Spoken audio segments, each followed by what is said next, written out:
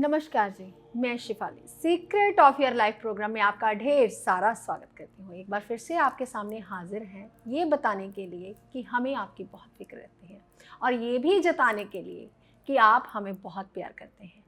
पिछला एपिसोड आपने बहुत ही प्यार दिया वास्तु के एपिसोड को, लेकिन उसमें कुछ बातें जो है वो अधूरी रह गई थी। तो आज उन बातों को हम पूरा जानेंगे प्रोफेसर गुरदीप रोड़ा साहब से। तो पहले उनका स्वागत कर लेते हैं। प्रोफेसर बहुत बहुत स्वागत है आपका। नमस्कार प्रोफेसर, अभी हमने ज्योतिष के ऊपर बहुत सारे एपिसोड किए हैं। लास्ट हमने रिसेंटली किया वास्तु के ऊपर एपिसोड। हालांकि आपके परिवार के लोगों ने बहुत प्यार दिया वास्तु के ऊपर, जो आपने एपिसोड्स किए उसमें कुछ बातें जो हैं वो अधूरी रह गई थी। जैसे कि घर में फिश टैंक रखना चाहिए या नहीं रखना चाहिए, एसी किस डायरेक्शन में लगाना चाहिए, कौन सी उसकी साइड होनी चाहिए, फ्रिज कहाँ रखना चाहिए, वॉशिंग मशीन कहाँ रखनी चाहिए। बहुत छोटी छोटी बातों के ऊपर अभी हमारी बातें अधूरी रह गई। लेकिन प्रोफेसर, उससे पहले हम कई बार कहते हैं अपने दर्शकों को कि आप हमें जो है इस एपिसोड को ज़्यादा से ज़्यादा लोगों तक शेयर कीजिए, सब्सक्राइब कीजिए और लाइक का बटन जो दबाइए ताकि हमें प्रोत्साहन मिलता रहे। लेकिन हम शेयर क्यों करें? जब भी हम दूसरों का भला करते हैं तो हमारे साथ बुरा हो जाता है। तो इसलिए बहुत सारे लोग जो हैं आपके परिवार के लोग हैं वो शेयर नहीं कर पाते।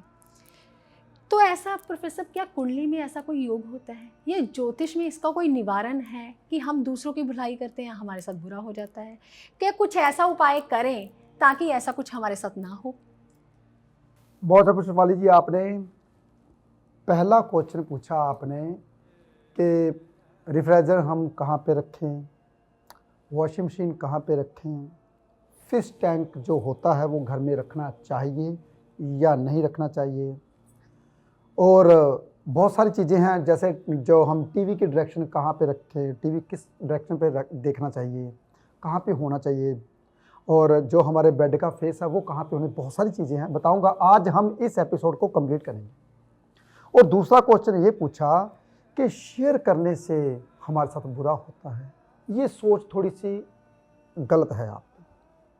जैसे कि मान लीजिए मैं बाय फेस किसी को बता रहा हूँ, यार मैंने एक उपाय सुना था उससे मेरा ठीक हो गया, आप ये उपाय कीजिए आपका भी ठीक हो जाएगा। बाय फेस अगर हम शिफाली जी किसी को बताते हैं, देखिए मैंने जो उपाय बताया मेरी कौन सी आभा है जी, मेरा कौन सा जप है, तप है, क्या पता मैं जप तप करता ही नहीं हूँ, क्या पता शायद अच्छे कर्म करता हूँ उससे जप तप हो जाता है मेरा। जी, ठीक है शिफाली जी जी, और शिफाली जी, अगर मेरे मुंह से निकला और वही उपाय कोई और किसी को बताए वो कभी काम नहीं करता।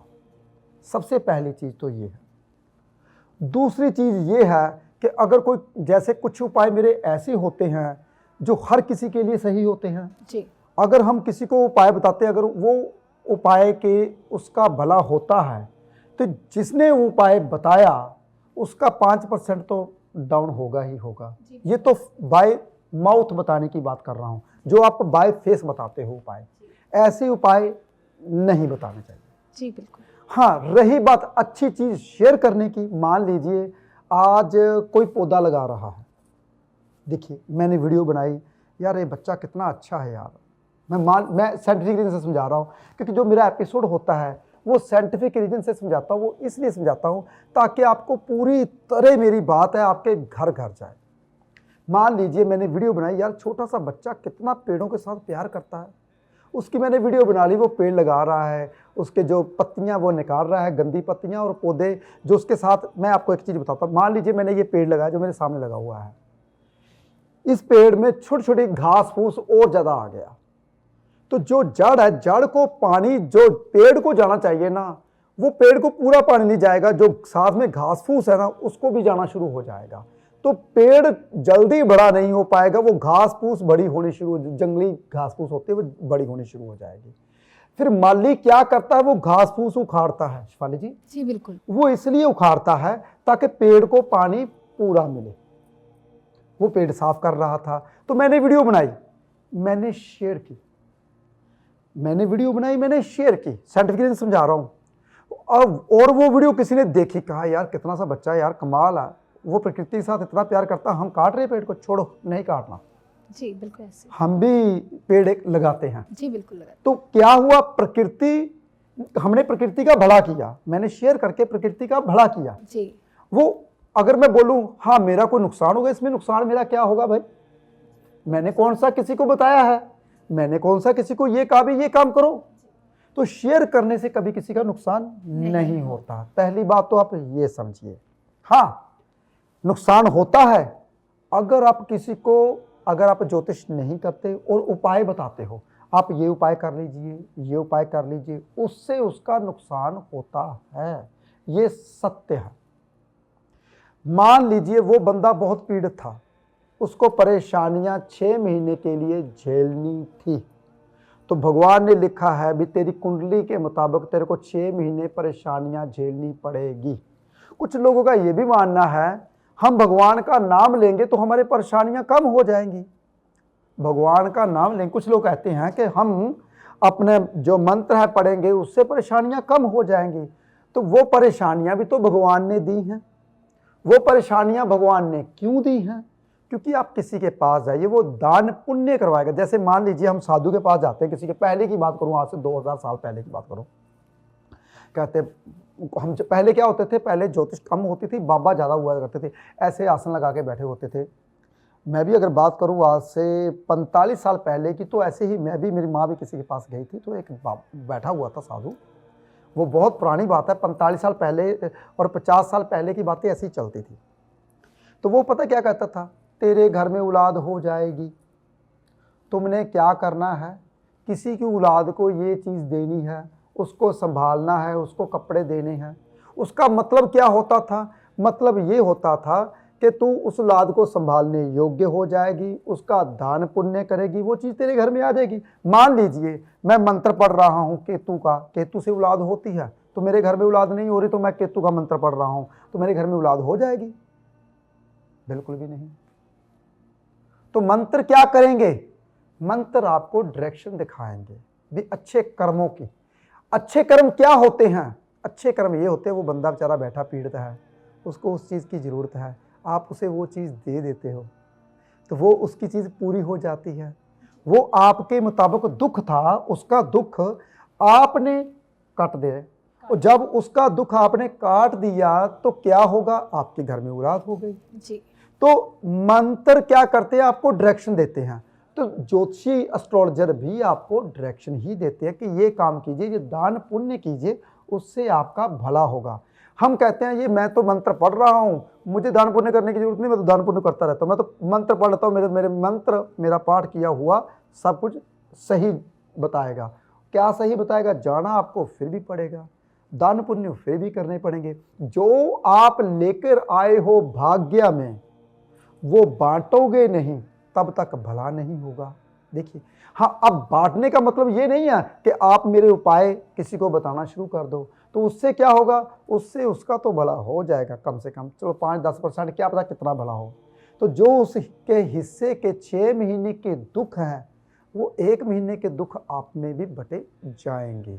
तो ये ज्योतिषी क्यों फेल होते हैं ज़्यादातर? बहुत ध्यान से सुनिए, सभी ज्योतिषियों के लिए ये लाइन है। ज्योतिषी फेल क्यों होते हैं ज़्यादातर?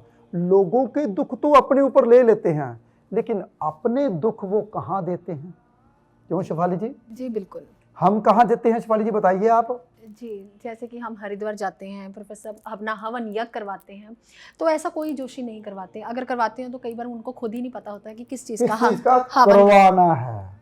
और शेफाली जी, हर मंथ हम हवन यज्ञ करते हैं। जी बिल्कुल। हम जाते हैं धार्मिक स्थान पे, हवन यज्ञ, अपना भार हम वहाँ पे उतार के आते हैं, जो आपसे लेते हैं, लेन देन बना होता है। मान लीजिए मैं बोल रहा हूँ, आपको समझा रहा हूँ, बहुत अच्छे से समझा रहा हूँ, आपको समझ आ रही है, मैंने आपको अपना दे दिया ज्ञान, तो आपने मेरे को उसकी एनर्जी के, मतलब आपने जितनी कमाई की, कुछ दुष्ट आपने मेरे को, क्योंकि फीस देते हो तभी आते हो ना मेरे पास, तो आपने अपनी एनर्जी दी, मैंने आपको अपनी एनर्जी दी, आपका दुख मेरे ऊपर आया, मैंने वह किया क्या? ब्राह्मणों पंडितों को वो अपना जो भार था वहाँ दान पुण्य करके आया। तो हम तो यही करते हैं, ज़्यादा से ज़्यादा हम क्या करते हैं, जब भी हवन यज्ञ करवाने का हमारा ये मतलब होता है हमारे हाथ से दान पुण्य हो जाए। तो ये कोई नहीं करवाता, तभी वो कामयाब नहीं हो पाते। जब भी आप किसी को कुछ भी बताते हो तो उसका दान पुण्य, उससे पैसे लिया कीजिए ताकि उसकी एनर्जी और उसको बांटा कीजिए लोगों में, जैसे कि मैं करता हूँ, मैं ऐसा ही करता हूँ। ये मैंने दिया शेफाली जी की दूसरी बात का जवाब जी जो कि आपने दूसरी बात पूछी थी, क्या हमें वज़न आता है या नहीं आता, क्योंकि मेरी बातें बहुत बारीकी में होती हैं, बहुत बारीकी में समझाता हूँ, इसलिए कभी भी किसी को मुख से उपाय नहीं बताने। हाँ, आप बता सकते हो ये ज्योतिषी है, इसे आप देखिए, इससे बताने से कभी नहीं दुख करता, बताने से आपके सुख समृद्धि बढ़ती है अगर वो उसका भला होता है वो उपाय सुन के। जी। तो फिर आपने तो बताया नहीं, आपने तो शेयर किया, इससे आपका भला होता है शेफाली जी, ऐसा नहीं होता। जी जी प्रोफेसर, आज आपने बहुत बड़ी कंफ्यूजन को दूर कर दिया कि शेयर करने से कुछ नहीं होता, अगर हम मुख से बोलकर उपाय किसी को बताते हैं तब भार आता है। तो प्रोफेसर, आप बड़े ही सिंपल साधारण तरीके से कई बार बोल देते हैं कि आप पॉजिटिव रहिए। इंसान का घर बिक रहा है, आप कहते हैं कि पॉजिटिव हो जाइए। नौकरी चलेगी, आप कहते हैं पॉजिटिव हो जाइए। घर पे कर्जा लेने वाले लोग आ गए, फिर आप कहते हैं कि पॉजिटिव हो जाइए। प्रोफेसर, बच्चों की फ़ीस देने के तक के पैसे नहीं होते, लेकिन आप बोलते हैं पॉजिटिव हो जाइए। तो प्रोफेसर कहते हैं कि ज़िंदगी की हकीकत है, दर्द में अकेले हैं, खुशियों में जमाना है। तो प्रोफेसर, आप तो रईस हैं, अमीर हैं, आप बहुत कुछ बोल सकते हैं, लेकिन जिसके पास कुछ नहीं है उसको जानिए थोड़ा सा। प्रोफेसर, कई बार मुझे भी यहाँ पे बैठ के इतना दर्द होता है। एक किसी साईं जी का मुझे कॉल आया, आपका स्टाफ, जैसे हमारी लड़कियाँ नीचे काम करती हैं, तो कहती मैडम मैंने आपसे बात करवानी है। तो मैंने कहा करवाओ बेटा, मेरे से जिसकी बात करवानी है आपने। तो कोई साईं जी थे, आपके पास आते हैं, तो वो कहते कि मैम मैं आपका ना बहुत बहुत धन्यवाद करना चाहता हूँ। तो मैंने उनको बोला कि मैंने तो आपके लिए कुछ ऐसा नहीं किया कि आप मेरा धन्यवाद करना चाहते हो। कहते नहीं, मैं प्रोग्राम देख रहा था कि आप हर बार ये सोचते हैं कि आप अपने परिवार की आवाज़ को उठाते हैं। प्रोफेसर साहब जवाब देते हैं तो हम लोग सोच रहे होते हैं कि ये सवाल प्रोफेसर साहब से किया जाए, लेकिन आप हमारी जो आवाज़ बनकर आप बैठे हुए हैं उसके लिए आपका बहुत बहुत धन्यवाद। तो साईं जी, मेरी तरफ से भी आपका बहुत बहुत धन्यवाद, ये बताने के लिए कि शायद मैं हज़ारों की, क्या बोलूँ, करोड़ों लोगों की आवाज़ हूँ। तो प्रोफेसर साहब, यहाँ पे बैठ के मुझे ऐसे लगता है, जब भी मैं कैमरे के सामने बैठती हूँ मुझे लगता है कि जितने भी गरीब परिवार के लोग हैं वो मेरे अपने हैं।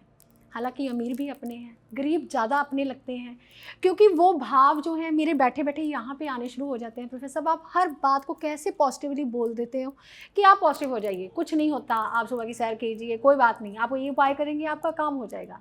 हालाँकि वो काम होता भी है, ये नहीं मैं कहती कि नहीं होता, लेकिन प्रोफेसर जो वो कंडीशन होती है, कई बार आपके पास आने के लिए उनके पास फीस नहीं होती, तो तब क्या करें? बहुत अच्छा क्वेश्चन पूछा शेफाली जी आपने, और ये क्वेश्चन जब आप पूछ रहे थे ना तो मुझे भी लग रहा था वाकई में, तो मैं समर्थ हूँ, तो हमारे ग्रंथों में भी लिखा हुआ है समर्थ को दोष ना गुसाएं, कि इसको कोई दोष नहीं होता जो समर्थ होता है। तो समर्थ कैसे बनना है, बहुत अच्छी बात है, इन्होंने क्वेश्चन बहुत अच्छा पूछा मेरे से, और ये भी बोला कि आप बहुत आराम से कह देते हो पॉजिटिव हो जाइए, तो ऐसा कैसे। बहुत अच्छा क्वेश्चन है, जवाब दूंगा शेफाली जी, पहले पानी का गिलास देना मेरे को, क्योंकि सवाल बहुत अच्छा है। तो थोड़ा सा जब तक मैं आपको बारीकी में नहीं बताऊंगा तो आपको पता नहीं चलेगा।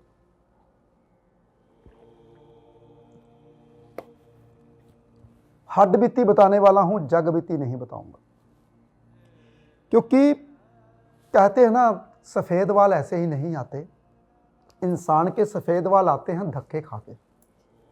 जब वो इंसान धक्के खाता है तभी सफ़ेद वाल आते, ऐसे नहीं आते। जब इंसान के पास घमंड थोड़ा सा बढ़ जाता है तो इंसान के पास जो होता है ना, भगवान वो धीरे धीरे छीनना शुरू करता है। वो क्यों छीनता है पहले तो ये सोचिए, क्योंकि आपका घमंड बढ़ चुका है, उसको वो ठीक करने के लिए। तो कहीं ना कहीं मेरे में भी घमंड शायद बढ़ गया था। तो मेरा भी एक मकान था, मैं फिरोजपुर में रहता था, ज़िला फिरोजपुर में, तो वो बिक गया, गाड़ी बिक गई, लॉस हो गया, दुकान की चोरी हो गई, बहुत कुछ सहना पड़ा, इतना कुछ सहना पड़ा। उस वक्त जब बहुत कुछ सहना पड़ा, जब खाली हो गया तो मैं रोड के ऊपर खड़े के हंसने लगा। तो लोगों का ये मानना था उस वक्त, जो मेरे इर्द गिर्द खड़े हुए थे, ये पागल हो गया है, ये सत्य है, मैं हमेशा सत्य बताता हूँ, अपनी हड्डबीती बताता हूँ। वो हड्डबीती इसलिए बताता हूँ, अगर मेरे साथ अच्छा बीता है तो आपके साथ भी अच्छा बीतेगा, ये मेरी गारंटी है। लेकिन आपने अपनी आत्मा को पवित्र रखना है, बस। आत्मा को दाग नहीं लगाना। आत्मा को दाग कैसे लगता है? जब हम झूठ बोलते हैं, चोरी चकारी करते हैं, किसी का सामान उठाते हैं, किसी के साथ दगा करके आते हैं, किसी को धोखा दे के आते हैं, पैसे किसी के लेकर आते हैं। इससे हमारी आत्मा दागी हो जाती है। आत्मा को दागी नहीं करना जी। आत्मा को पवित्र करना है।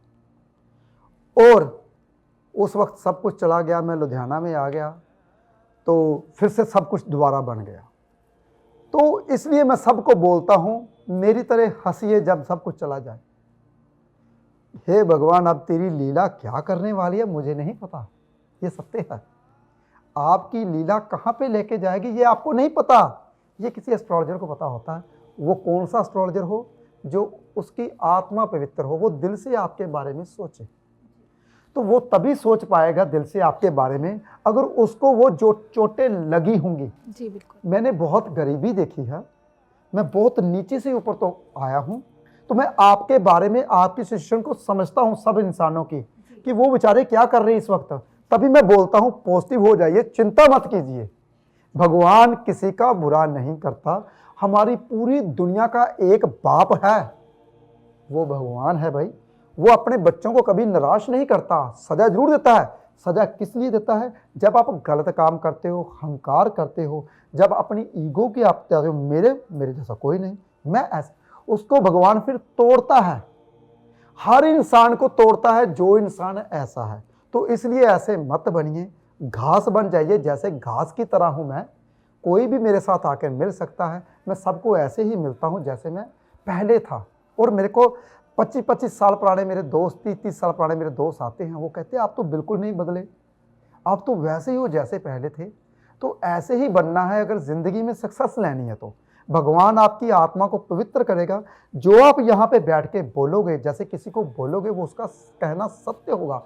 तो शेफाली जी बार बार मेरे को क्यों बोलती है आप ओम नमः शिवाय बोलिए और आपका काम बन जाएगा? क्यों बन जाएगा भाई? ऐसे कैसे बन जाएगा? ऐसा थोड़ी ना, मैं कोई बाबा थोड़ी ना बन गया हूँ तो मैं शक्ति मार दी और बन गया। वो शायद भगवान ने, सरस्वती माता मेरे मुंह से बिठाते हैं, तो वो जो इंसान मेरे पास आता है वो ठीक हो जाता है। तो ऐसे नहीं होता। जब हम किसी के बारे में अच्छा सोचते हैं तभी होता है। शेफाली जी ऐसे नहीं होता। इसलिए पूरी दुनिया को अपनी आत्मा पवित्र करनी चाहिए। किसी के बारे में बुरा सोचते हो, सबसे ज़्यादा दागी आत्मा तभी होती है। जी प्रोफेसर, यहाँ पे आप एक फिर उपाय जाते जाते क्यों ना दे दें कि इंसान पॉजिटिव कैसे रहे और कैसे उसकी गरीबी जो है वो दूर हो जाए। शेफाली जी अभी मेरे पास एक टीचर आया था, अभी भी जी बिल्कुल। 2 मिनट पहले। वो कहता था मैं साइंस का टीचर हूँ, मैथ का टीचर हूँ, बहुत अच्छी बात है। तो मुझे बहुत प्यार आया उसके ऊपर। मैंने कहा बेटा तू ज़िंदगी में सक्सेस हो जाएगा। क्योंकि टीचर इंसान कब बनता है? टीचर क्या होता है पहले आप ये समझिए। टीचर गुरु होता है शेफाली जी। गुरु का धर्म होता है सुबह कहते हैं पहले पैर या दूसरे पैर उठना। देखिए अगर पहले पैर या दूसरे पैर आप उठते हो सूर्य उदय से पहले पहले, तो टीचर गुरु होता है। तो गुरु मर्यादा अपनी जब निभाता है, मर्यादा में रहता है, धर्म अपना निभाता है, तो वो जिंदगी में कभी फेल नहीं होता। तो पूरी दुनिया को गुरु की तरह जीना चाहिए। गुरु सूर्य उदय से पहले उठते हैं, चाहे कोई भी काम ना हो, लेकिन सूर्य उदय से पहले उठना ये सबसे बढ़िया उपाय है। हाँ, अगर सूर्य उदय से पहले नहीं उठा जाता, उसके लिए मैं आपको छोटा सा एक नॉर्मल सा उपाय दे रहा हूँ। सुबह सुबह आप जीभ के ऊपर शहद चाटिए, इससे आपको एनर्जी आएगी, जोश आएगा, उठने को मन करेगा, तो आप पॉजिटिव हो जाओगे। जी प्रोफेसर, आपका बहुत बहुत धन्यवाद ये भी कन्फ्यूज़न दूर करने के लिए। अब बात आती है वास्तु के ऊपर। तो प्रोफेसर जैसे घर में एलसीडी है, ये किस डायरेक्शन में होनी चाहिए हमारी? कहते हैं कि जैसे ही घर से बाहर निकलो तो पीछे आपके राहु की कोई चीज़ नहीं होनी चाहिए। क्या ऐसा भी कुछ होता है प्रोफेसर? शेफाली जी एक बात और बताऊं, वहम तो दुनिया भर के हैं। जी। मेरे पीछे देवी माता की फोटो लगी हुई है, जी लाइटों लगी है, राहु है जी। और देवी माता गुरु है जी। और जो रोशनी है शुक्र है। देखिए जो माता है वो शुक्र है, क्योंकि लक्ष्मी माता है जो। जी प्रोफेसर, हम तो यही सोचते हैं ये शुक्र की देवी है। तो हमारे पीछे बैठे ये आशीर्वाद दे रही हैं तो और सबसे ज़्यादा आशीर्वाद आपकी ओर आ रहा है। शेफाली जी, इसलिए बोलता हूँ ये वहम तो दुनिया भर के हैं। दुनिया को, पूरी दुनिया को उलझाना है तो वहम डाल दो जी। तो पूरी दुनिया करती भी ऐसे ही है। अगर थोड़ी सी बात ना बताओ तो प्रोफेसर साहब ने कुछ बताया तो है नहीं, जी ऐसे ही बोलते तो हैं। वहम तो डाला ही नहीं। जब तक वहम नहीं डाला तब तक इंसान को ये भी चैन नहीं आता मेरे को कुछ किया नहीं। तो ऐसा नहीं होता, वहमों में मत जाइए आप। नॉर्थ की ओर टीवी लगाकर आपका फेस नॉर्थ की ओर देखना चाहिए, ये सबसे बढ़िया होता है, गुड होता है। और अगर आप टीवी ईस्ट की ओर भी लगाते हो तब भी बढ़िया होता है आपका फेस। जब टीवी पिक्चर वगैरह कुछ देखते हो आपको जल्दी समझ आती है उसकी। नॉर्थ पहले नंबर पर टीवी अगर लगाना है तो, दूसरे नंबर पर ईस्ट। ये दोनों डायरेक्शनें बहुत बढ़िया होती है पिक्चर एलसीडी टीवी लगाने के लिए। जी जी प्रोफेसर, छोटी छोटी चीज़ों के ऊपर सवाल है, जैसे कि अगर घर में एसी लगा हुआ है वो किस डायरेक्शन में होना चाहिए, फ्रिज है वो किस डायरेक्शन में होनी चाहिए, क्या किचन में, रसोई में फ्रिज नहीं होना चाहिए? कई लोगों का मानना है कि किचन में फ्रिज नहीं होना चाहिए। अरे भाई, हमारे जैसे पहले मैं गरीब था तो हमारे घर में छोटी सी रसोई थी, उसमें ही फ्रिज रखते, जगह नहीं थी जी। तो रख सकते हैं आप। उनका जो फेस है वो जो आप डायरेक्शन कौन सी रखनी है, साउथ की ओर डायरेक्शन रखनी है आपने जी। साउथ की ओर डायरेक्शन में रखोगे तो जब उसका डोर खुलेगा नॉर्थ की ओर खुलेगा, आप किचन में रख सकते हो अगर एक ही किचन है तो। नहीं तो आप किचन के बाहर रख सकते हो, वो भी बहुत अच्छा। वो इसलिए बोला जाता है शेफाली जी आजकल क्योंकि सिलेंडर पड़ा होता है, गैस होती है, तो साइंटिफिक रीजन से जाना जाए तो बिजली के पास गैस नहीं होनी चाहिए जब, क्योंकि शॉर्ट होने के लिए कोई सबसे बड़ा धमाका वहीं पे ही होता है, किचन में ही। तो इसलिए वास्तु के मुताबिक मना किया जाता है। तो अगर छोटी सी रसोई है तो साउथ में रखते तो जो नुकसान होना है वो बच जाता है। जी प्रोफेसर, यानी कि अगर थोड़ी सी दूरी ज़्यादा हो तो आप रख सकते हैं। रख सकते हैं। जी प्रोफेसर, और एसी जो है वो किस डायरेक्शन में होना चाहिए? शेफाली जी, बहुत सी बातें हैं एसी के ऊपर। एसी वैसे तो वेस्ट में होना चाहिए। जी, ठंडक देता है। ठंडक देता है क्योंकि जो शनि की है वो वेस्ट में होना चाहिए एसी। अगर हम साउथ में भी एसी लगाते हैं तो उसकी जो पिछली जो लाइट होती है, बिजली होती है, भारी होती है, वो होती है, लेकिन हवा साउथ की ओर से आने लगती है। लेकिन पहले नंबर पे मैं जो डायरेक्शन दूंगा वो दूंगा वेस्ट को। अगर स्प्लिट एसी लगाना है तो वो मैं दूंगा नॉर्थ की ओर को। नॉर्थ में भी आप लगा सकते हो। तो ये पहले नंबर पे मैं वेस्ट को दूंगा, दूसरा नंबर मैं नॉर्थ को दूंगा। जी प्रोफेसर, आपने तो मतलब बहुत सारी बेसिक ही फंडे बता दिए, क्योंकि वास्तु को अगर जानना है तो बेसिक आना बहुत ज़्यादा ज़रूरी है। तो प्रोफेसर, ये आपकी बातों से मुझे ये बात समझ में लगी, अगर कोई ठंडी चीज़ कर रही है, कुछ ठंडक मिल रही है, वो वेस्ट, वो शनि का कारक। अगर कोई हॉट चीज़ है, पीछे से गर्मी दे रही है या कुछ कर रही है, तो वो साउथ, मंगल। तो प्रोफेसर, ये आपकी बातें बड़ी सिंपल साधारण होती हैं, तभी आपको लोग जो है वो इतना प्यार करते हैं। तो प्रोफेसर, वास्तु के आप अपने परिवार के लोगों को क्या टिप देना चाहते हैं जिसमें घर में बरकत बनी रहे? यानी कि घर में बरकत जो होती है नहीं होती, सारा परिवार कमाता है लेकिन बरकत फिर भी नहीं है। शेफाली जी, एक तो फिश टैंक घर में नहीं होना चाहिए। जी बिल्कुल। जो इंसान रख लेते हैं, मछलियों को पाल लेते हैं, मछलियां राहु होती हैं भाई, जी। कभी नहीं रखना चाहिए। वो जिंदगी में खाली कर देते हैं इंसान को। रखने वाली चीज हम क्या करते हैं, कछुआ जी लक्ष्मी की सवारी रख लेते हैं। हम ये जितना भी जानवर आप घर में पालते हो, पंछी आप घर में पालते हो, वो कभी भी नहीं पालने चाहिए। जिंदगी में कभी भी नहीं पालने चाहिए। अगर पालना चाहते तो उसको आज़ाद पालिए, बांध के मत रखिए।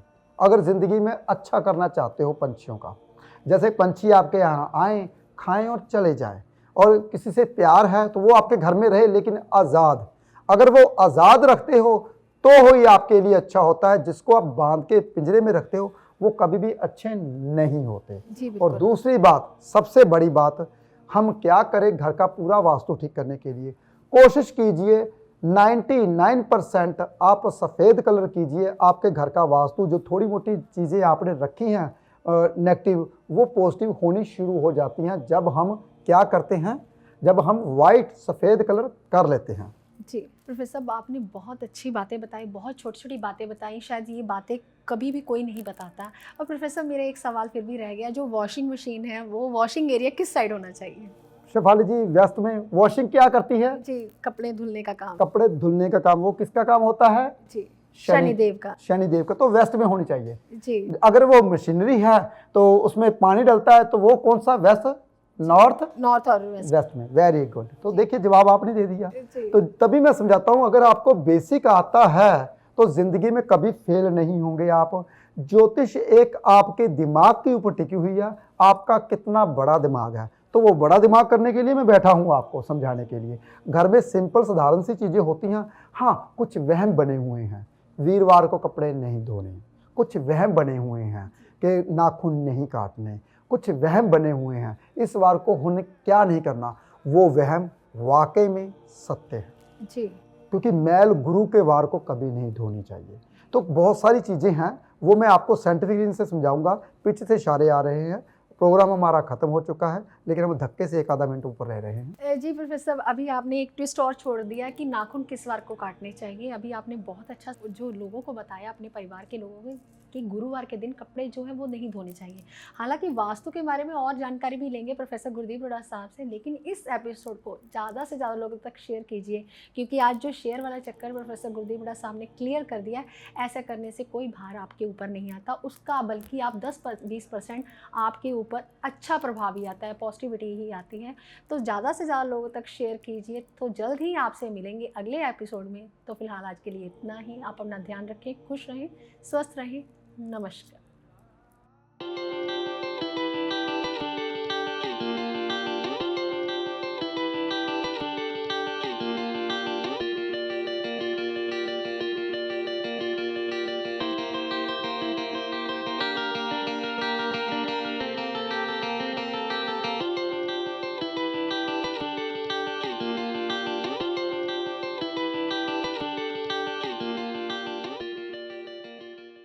सूर्य मणि यंत्र के रूप में आपके सन्मुख लेकर आए हैं प्रोफेसर गुरदीप अरोड़ा जी।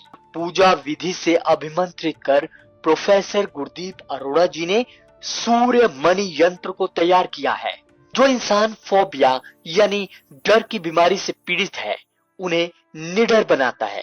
जो रोज सूर्य मणि यंत्र के दर्शन करता है, यह सूर्य मणि यंत्र आपको कामयाबी की बुलंदियों तक पहुंचाता है। और अपने अपनों का जीवन बदलने के लिए अपने घर ले आए अभिमंत्रित सूर्य मणि यंत्र।